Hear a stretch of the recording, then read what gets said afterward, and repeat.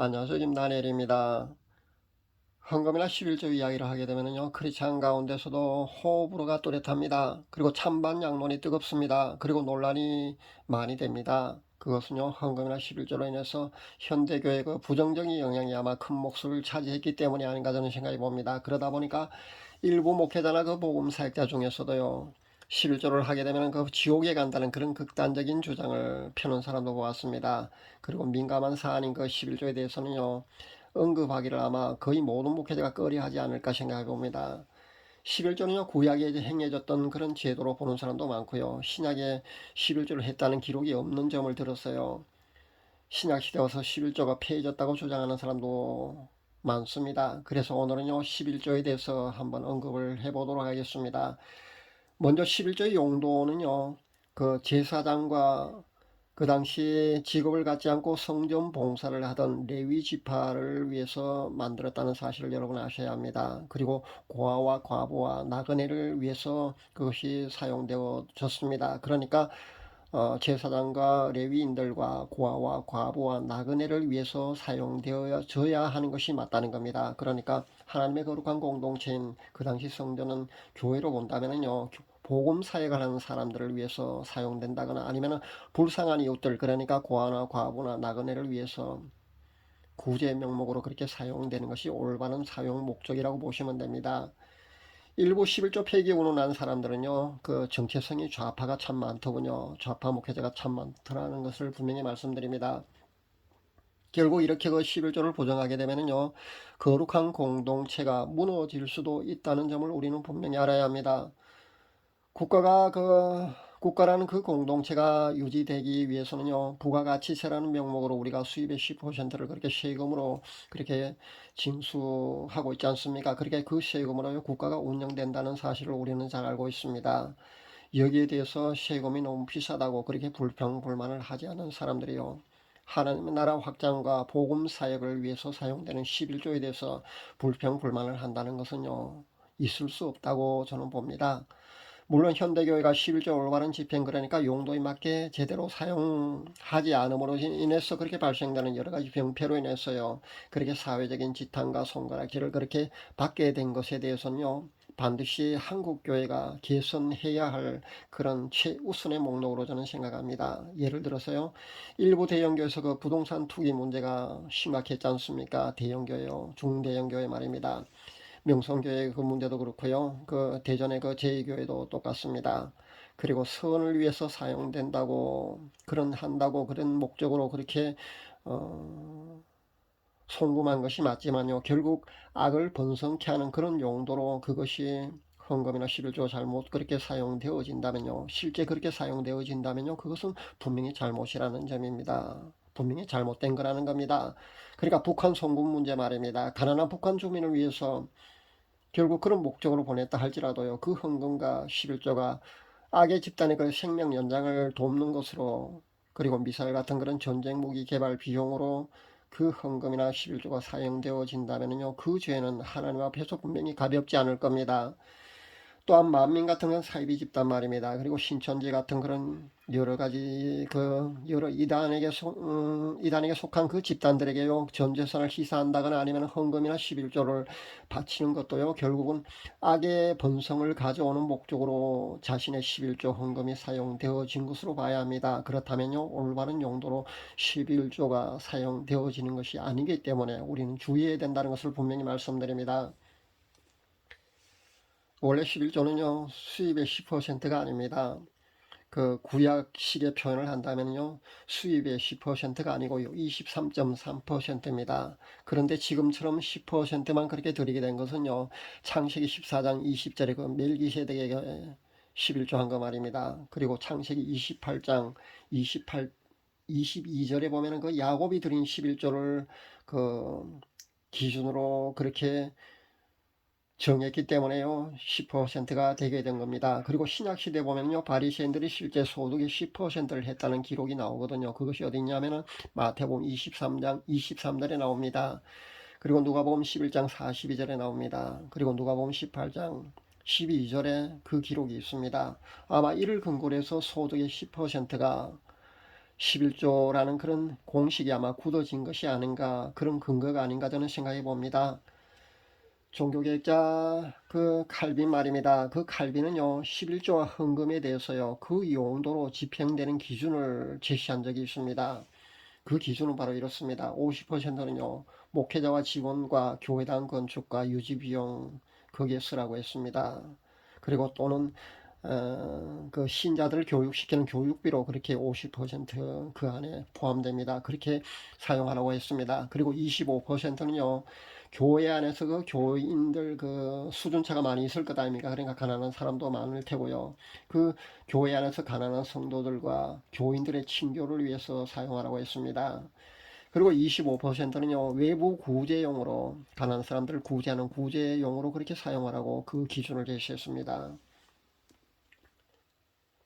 아마 이 기준 정도만이라도 한국의 중대교회가 그 11조 그 헌금 그 기준대로요 그렇게 실천했더라면요 여러 사회적인 그런 병폐나 부조리 그리고 세상 사람들로부터 한국 교회는 아마 손가락질 받지 않았을 텐데 하는 저는 아쉬움이 있습니다. 부동산 투기나 하고요 시세 차익이 수백억이 되는 것 가지고 하나님 앞에 우리가 축복받았다고 그렇게 설교하고요 아멘 아멘 하면서 그렇게 또 화답하는 것은요 분명히 하나님이요 슬퍼하실 겁니다. 그리고 북한 정권 유지나 사이비 이단 집단에 속해 있으면서 거기에 여러분이 11조를 하고 헌금한 것도요 결국 악의 세력의 본성을 가져오는 결과이기 때문에요 여러분 주의하시고요 그렇게 해서는 안 된다는 점을 분명히 말씀드립니다.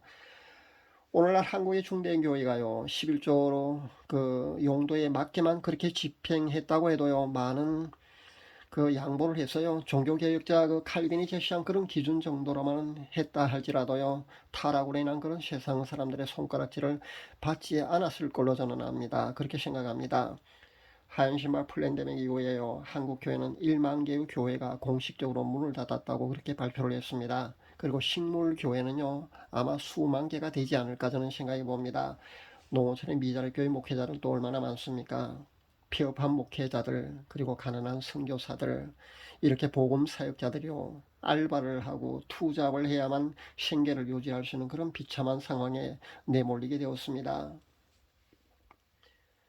일찍부터 그 한국의 중대인 교회가 11조나 그 헌금의 집행이요 올바르지 않고 투명하지 않게 그렇게 집행된다는 것을 아는 그 현명한 성도님들은요 소신껏 가난한 목회자나 선교사들 그리고 농어촌의 그 미자립 교회 심원의 목회자들에게 또 특수 그 목회라고 할 수 있죠. 그 복음사의 현장에서요. 소신껏 그렇게 올바른 진리를 선포하고 성도들을 바른 길로 인도하는 그런 복음 사역자들에게 그렇게 11조를 몰래 그렇게 해왔습니다.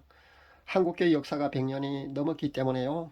이전 이런 그 성숙한 성도들의 그 숫자도 그만큼 많아진 것으로 여러분이 이해를 하시면 됩니다. 이것은요, 11조가 올바로 집행되지 않은 현장을 보다 못해서 결국 직접 그 용도에 맞게 그렇게 개인이 그렇게 집행한 것으로 그렇게 여러분이 이해를 하시면 됩니다. 여러분이 소속된 그런 교회가 있다면요, 여러분이 소속된 그곳에 11조를 하십시오. 그런데 여러분이 11조나 헌금을 하고요, 그 11조나 헌금이 올바른 용도와 그런 집행이 바로 이루어지는 것에 대해서는요 여러분이 주시해야 된다는 겁니다. 여러분이 목소리를 낼 수 있어야 된다는 점을 분명히 말씀드립니다. 침묵에서는 분명히 여러분도 그 잘못 집행되는 것에 대하여 그 간접적으로 여러분이 동의하는 것이 되기 때문에 침묵에서는 안 된다는 사실을 분명히 말씀드립니다. 올바른 집행에 대해서 여러분이 꼭그 제 목소리를 낼 수 있기를 바랍니다. 그래야 한국교회가 바로 설 수 있습니다. 대한민국의 그 개신교 역사도요 이제는 100년이 넘었지 않습니까? 성숙한 성도님들이 더 많아져야 된다고 저는 생각합니다. 물론 그 목회자나 선교사나 그 복음 사역자들도요 사도 바울이 그 개인 그 직업을 갖고 복음 전파를 했습니다. 그 사실은 아마 누구보다도 잘 알고 계실 줄 압니다. 생계 위협이 그 현실된 지금에요. 알바를 하든 투잡을 하든요. 그것은 부끄러운 것이 아니라는 사실을 저는 분명히 밝힙니다. 부끄럽게 생각하면 안 됩니다. 생계 위협이 된다면요. 그 투잡을 하든 알바를 하든 해야 한다는 겁니다. 저도 이런 고민을 사실 합니다. 이것이 현실이니까요. 몇몇의 목회자 선교사가 모여서 기쁘게 찬양을 하고 있었습니다. 저도 그 자리에 문을 열고 들어갔습니다. 그런데 거기에 모인 분들이요, 하나님께서 먹이시고 입히신다고 그렇게 활짝 웃는 얼굴로 제게 말씀을 하더군요. 여러분은 그 무릎 꿇고 하나님께 꼭 그렇게 기도해야만 여러분 기도 응답을 받습니까? 하나님과 그 밀접한 그 관계에 있는 사람들은요, 여러분이 그렇게 밀접한 관계에 있게 되면은요, 여러분이 생각하는 것, 여러분이 고민하는 것, 여러분이 그 대화식으로 하는 그 모든 기도가요, 다 기도입니다. 그래서 안에 내주에 계신 성령께서요, 기도의 응답 차원으로 사실은 응답을 해 주신다는 것을 여러분 아셔야 합니다. 저도 이렇거든요. 그 아마 이렇게 보인 게 아마 제가 여기에 대해서 고민을 하니까 아마 이렇게 보여주신 것 같습니다. 신구약 성경 전체의 그 핵심은요, 사랑입니다. 그것은 아마 여러분도 아마 잘 알고 계실 겁니다. 십계명의 핵심은 무엇입니까? 하나님의 사랑과 인간에 대한 사랑 아닙니까? 그러니까 이웃 사랑하지 않습니까?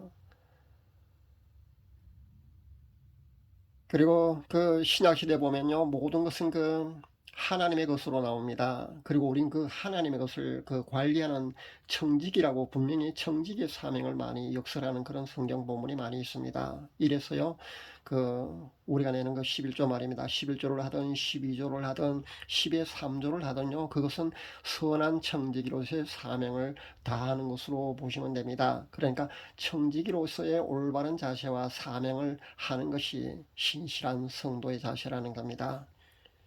오늘 제가 말씀드린 내용 속에요, 제가 직접적으로 언급을 자제한 부분도 있습니다. 왜냐하면요, 직접적으로 언급을 하게 되면 기성 교회 목회자들로부터요, 많은 태클이 부정적인 댓글이 분명히 달리고 공격을 해옵니다. 그래서 제가 언급을 자제한 부분도 있습니다. 그런데 여러분이 제 메시지를 통해서요, 11조의 용도와 그리고 11조의 현대적인 그 의미를 충분히 제 메시지를 통해서 아마 짐작했으리라고 저는 생각합니다. 충분히 현대적인 11조의 의미를 여러분이 짐작했으리라고 생각하면서요, 이렇게 말씀을 맺도록 하겠습니다. 감사합니다.